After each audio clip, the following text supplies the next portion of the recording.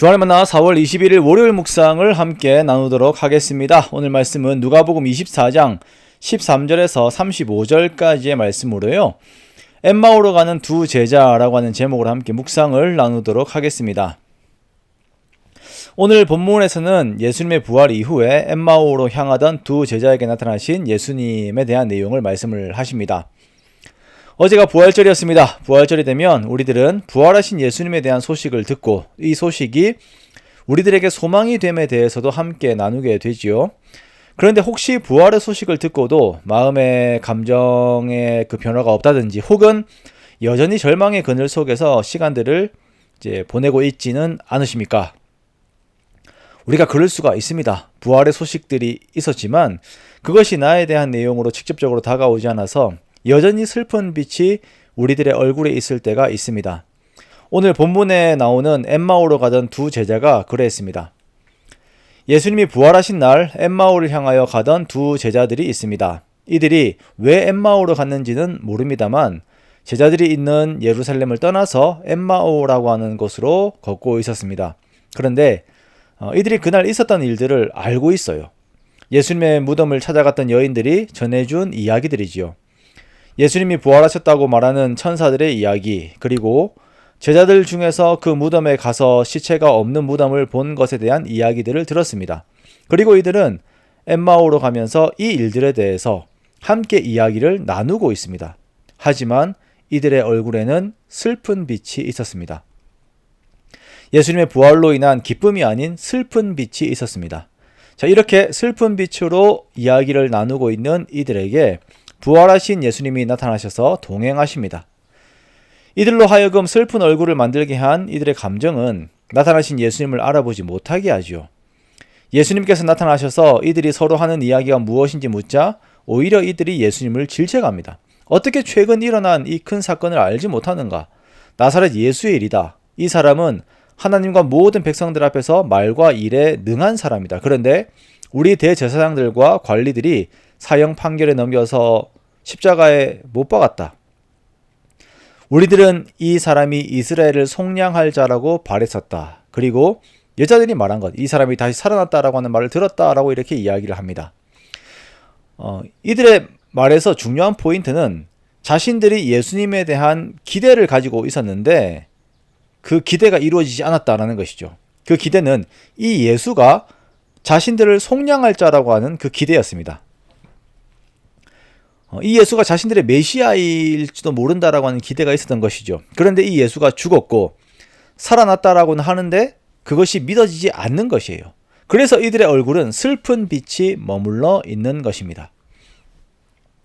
예수님이 다시 살아나신 일이 사실임에도 불구하고 이들의 얼굴이 슬픈 빛으로 머물러 있는 이유는 그 내용을 믿음으로 받아들이지 못하기 때문입니다. 자신들에게 이미 일어난 그 사실로 이들이 받아들이지 못하기 때문이에요. 자, 이들의 연약한 믿음을 두고 예수님께서는 책망하십니다. 미련하고 선지자들이 말한 모든 것을 마음에 더디 믿는 자들이여.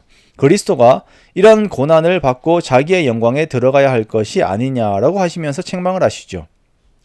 자, 예수님의 책망의 내용은 이 제자들이 여자들의 말을 믿지 않았다는 것도 아니고 부활하신 예수님을 바로 옆에 두고 못 알아봤다는 것도 아닙니다. 그것을 책망하는 것이 아닙니다. 예수님은 이들이 구약 성경에서 예수님의 고난과 부활에 대해 말씀하신 바를 믿지 않음, 즉 성경 말씀을 하나님의 말씀으로 받고 그대로 믿지 않음에 대해서 책망을 하고 계십니다. 구약 성경에서는 아담에게 주셨던 원복음에서 시작하여서 다윗을 비롯하여 선지자들의 글을 통하여 예수님께서 사단의 권세를 이기고 부활하실 것에 대해 말씀하십니다. 사도 바울이 비시디아 안디옥의 회당에서 설교할 때에도 죄가 없으신 예수 그리스도를 살리실 수밖에 없는 하나님의 공의에 대해 설명하면서 예수님의 부활을 증거하죠.